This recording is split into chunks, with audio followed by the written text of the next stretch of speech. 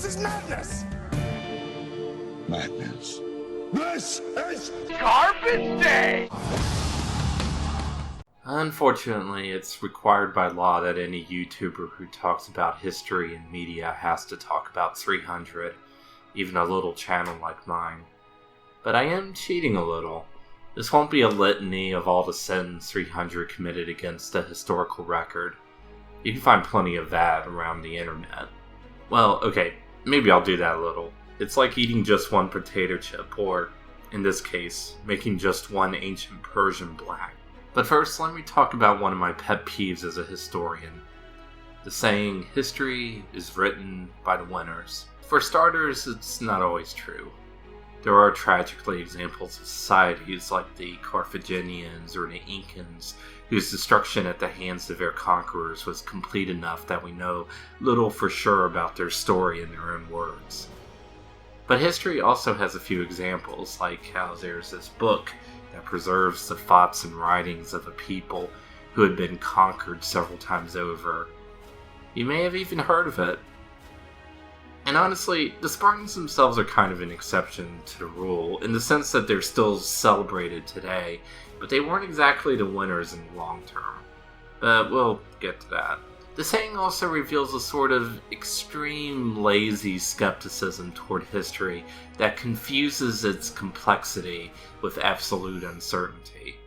Historians can debate until the end of the world about the exact reason why the French Revolution happened, but we can say that the key events of the revolution did, in fact, happen. We could even go out on more of a limb and say that whatever you think the more relevant whys are, it was definitely no coincidence that it happened at a time when the entire French economy was right on the brink of bankruptcy.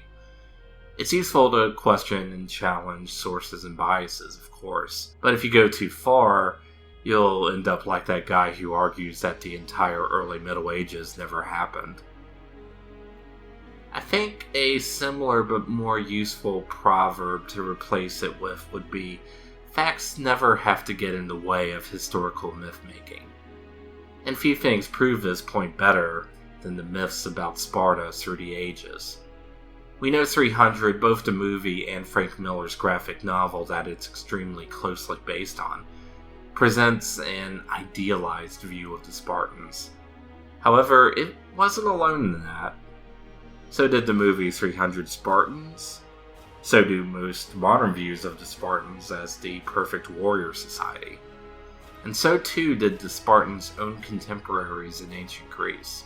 Now, I kind of don't want to get too far into the modern politics of 300. Partially because I don't want to invoke the wrath of Zack Snyder fans, although knowing me, I probably will anyway. Nor do I really want to dive into the political messages the movie may or may not intend. For another, I will say that after reading various Zack Snyder interviews, I generally don't think he really intends to be all that overtly political.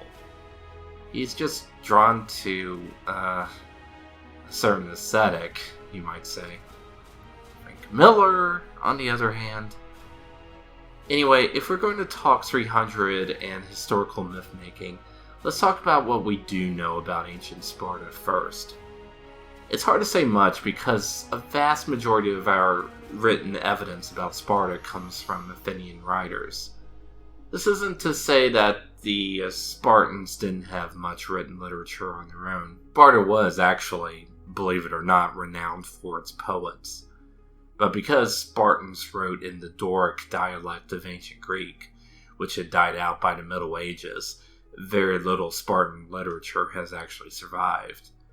So we're left with the Athenians, who, despite their centuries-long rivalry with Sparta, sometimes admired Spartan government and society. It was true that Sparta was the weird kid on the Greek playground, especially compared to the brainy jock of Athens.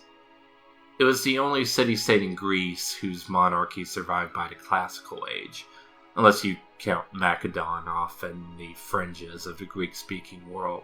Not only that, but the Spartan monarchy turned into an actual diarchy where two kings, each from two separate dynasties, both claiming descent from the demigod Heracles, had to share power.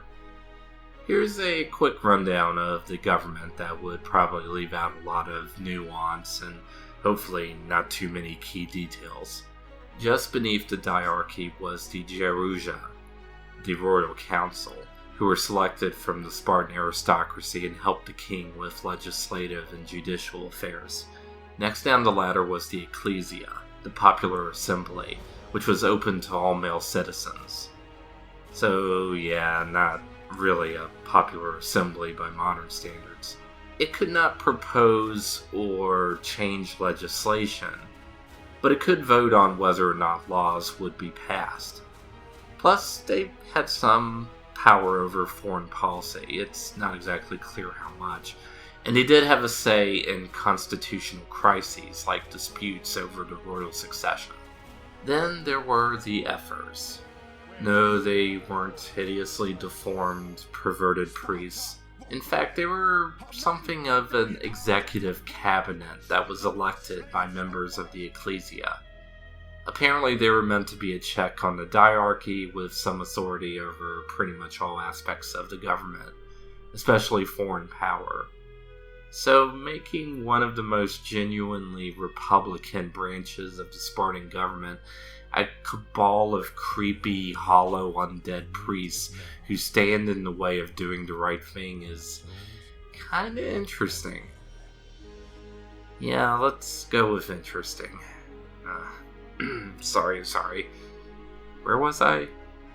As to how Sparta got so special, well, according to legend, Sparta's unique form of government was sought up by one man, the legendary lawmaker Lycurgus, while the whole two kings, one throne thing was basically because the queen refused to divulge which one of her twin sons was the older.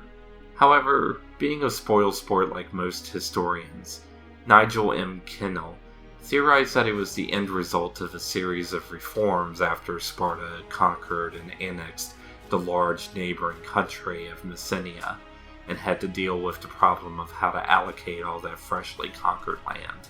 But the point is, just like the weird kid on the playground who leverages that weirdness to drive away the bullies, the Spartans did constantly play up their reputation as great warriors. Spartans! What is your profession?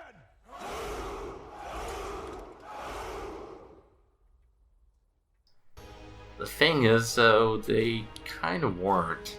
I know, some of you, even the ones who aren't big Spartan fans, are probably crying blasphemy, but just look at their record.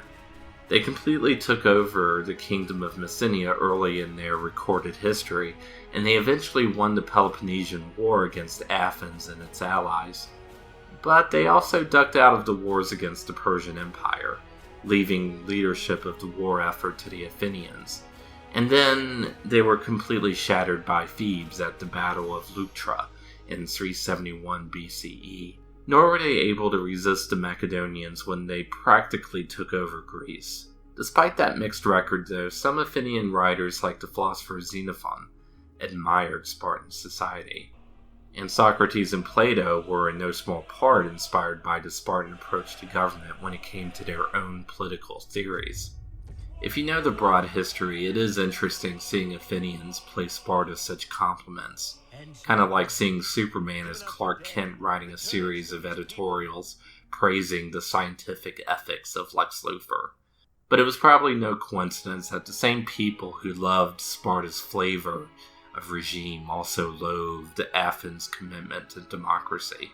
For example, Plato wrote about democracy as something that allowed people unqualified to be involved in politics to run the government, and which encouraged people to care more about money than about their own country. I really don't know where he'd get an idea like that. Anyway, I definitely don't believe it's a coincidence. For these skeptics of democracy, Sparta represented the right kind of government. Not too much democracy, not too much monarchy, but just right. They especially admired Sparta's noble militarism, which led to every male citizen being barred from any occupation other than soldier, and that they had a strong sense of community. So strong, in fact, that there was little private ownership of land, and that Spartan citizens ate communal meals at mess halls. In other words, it was the opposite of what they hated about democratic Athens, with all those merchants and shoemakers getting to come up with new laws and all that greed and materialism. The Spartans, who refused the temptations of luxury and always lived like brothers in arms, or at least that was the ideal, were the real pinnacle of Greek manly virtue. Even their women were better at living up to Greek virtue than many Athenian men. Combat with your shield. Or on it. Sadly though, the image was a little out of date. If Sparta ever was a place where all the citizens broke bread together, and where few people had it better than their neighbor, and even the kings weren't allowed to live in palaces. After the Peloponnesian War, Sparta's brief time in the geopolitical limelight and the resulting influx of wealth led it to relax the old restrictions on private property. Ironically, this is sort of the opposite of what the great philosopher of our own time, of course I mean Frank Miller, sees in Sparta. A land of rugged, skeptical individualists devoted to the cause of liberty. They live up to contemporary American conservative ideas of manhood. They're certainly not gay or nerds or gay nerds. And if those philosophers and boy lovers found that kind of nerve, then... Never mind that at the age of 12, every Spartan adolescent boy got into a sexual mentor relationship with a young adult man. And if one interpretation of a poem by the Spartan poet Alcman is right, there might have been a parallel institution for women. The Spartans even had an official in charge of pederasty called the Paedonomus, which literally means boy herder. As for being rugged individualists even the National Review would be proud of, well, I already mentioned the communal dinners and there being no private ownership of land, at least until the Peloponnesian War. The very thing some of the Athenians liked seeing in Sparta's brochures. But even after Sparta legalized private ownership of land, the fact that women were allowed to own property, unlike elsewhere in Greece, and that so many men ended up dying in war, women wound up owning almost 2/5 of all the land in Sparta. In other words, far from being a right-wing paradise by contemporary standards, ancient Sparta was basically the closest thing to a gay communist regime with feminist tendencies in all of history. Oh, but what about the Spartans and their commitment to democracy and liberty? Tuesday, we rescue a world from mysticism and tyranny, and usher in a future brighter than anything we can imagine. Well, I mean, aside from the fact that they were never a democracy even by ancient Greek standards, only Spartan citizens trained to be soldiers, and not even the free middle-class artisans and shopkeepers could vote. Then there's that small thing you might have heard of called the Helots. The Helots weren't just slaves, which all Greek city-states had. They were basically an entire population tied to the countryside of Sparta. According to legend, they were descended from the indigenous population of Messenia that Sparta had conquered. Not only were they owned by the state and forced to do most day-to-day labor, but it was legal to kill them. In fact, the Spartans would organize hunts of Helots suspected of harboring rebellious plans or just being stronger and smarter than their neighbors. It was a lot like modern ethnic cleansing. Except there was no end goal, just a perpetual status quo of uncertainty and horror. And Frank Miller didn't want to mention the Helots at all because it would make his protagonists look bad. Okay, I'll be honest, I'm not against making the subject of a historical adaptation look better by shifting around or even leaving out some ugly details here and there. My own favorite movie about a real-life historical figure, Ed Wood, probably wouldn't have worked as well as a narrative if they left in all that stuff about alcoholism and hardcore porn from Ed Wood's real life. But it would have been a totally different thing if the making of Plan 9 from Outer Space was only made possible by the exploitation of a slave caste for generations. And the filmmakers just left all that out. So it's not that 300 completely gets the Spartans wrong, really. There are a lot of details that hit the right notes. Maybe more than people give the movie credit for. But people do have a tendency to take these remarkable outlying events or societies or individuals from history, whether it's Abraham Lincoln or the samurai or the Soviet Union, and project their own politics and ideals on it. They don't throw away the whole picture, but they do cut out the parts that are inconvenient to what they want to see. Like in Sparta's case, the existence of dehumanized slaves, which the entire economy was dependent on. I know the big defense fans of the movie, and even Frank Miller and Zack Snyder themselves cite, is that because the whole movie is a story being told by a survivor of the battle, there's some patriotic exaggerations.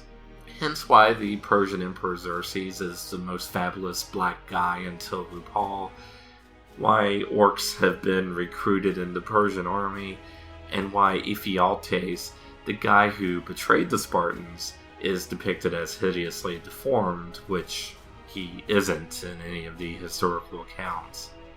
But honestly, besides the fact that the Greeks really did associate beauty with virtue, it just doesn't track overall.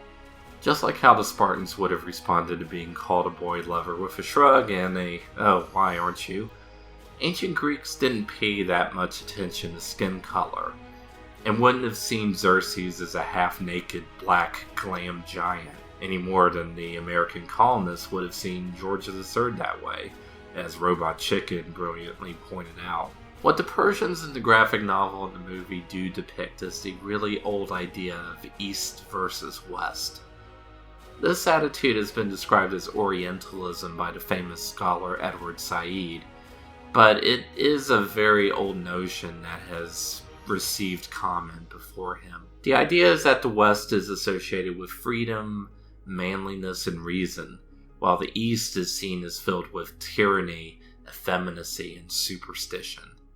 You can argue it really got running with the propaganda campaign of Octavian, the future Emperor Augustus, against his rivals Mark Antony and Queen Cleopatra of Egypt, but it's been traced as far back as the 5th century BCE historian Herodotus, who is our source for many of these events. Of course, the historical reality doesn't match up cleanly at all. Athenian democracy and the golden age of ancient philosophy were just a blip on the historical record next to the centuries of absolute monarchies, slave-based economies, heretics and gay people being burned alive, the religious persecution of Jews and others, and so on in the West. Meanwhile, ancient India had some of the world's oldest known republics, and historians now accept that instead of ancient Greece being the beginning of all philosophy and science, Egypt and Babylon inspired a lot of Greek thought and made important strides in subjects like medicine and astronomy. Nor is the East versus West narrative so simple. For example, in the 17th and 18th centuries, some Western observers admired the Ottoman Empire for the sexist reason that it seemed like they were doing a better job of controlling their women than the Europeans of their time. And of course, depending on who you ask around this so-called East, it's the West that's actually effeminate and decadent. The point I want to get at, though, is that 300 is basically a story that depends on this old West versus East binary. And I would say it's even pretty conscious on Frank Miller's part, even if it's not deliberate for Zack Snyder. That's really what makes this movie so fascinating and frustrating. Because while the Spartans are turned into champions of freedom and reason, the historical reality instead makes them into an argument against the West having such things as inherent, unchanging attributes. Honestly, if anything, ancient Sparta is one of the best examples of a pre-modern totalitarian state. Meanwhile, Persia was apparently not as dependent on slavery as Sparta and even the rest of Greece. The Persian emperors were hailed by the Jews as liberators for returning them to their homeland after their conquest by the Babylonian Empire. And the Emperor Cyrus the Great is sometimes credited with issuing a charter that might be, depending on which historian you ask, one of the oldest human rights documents.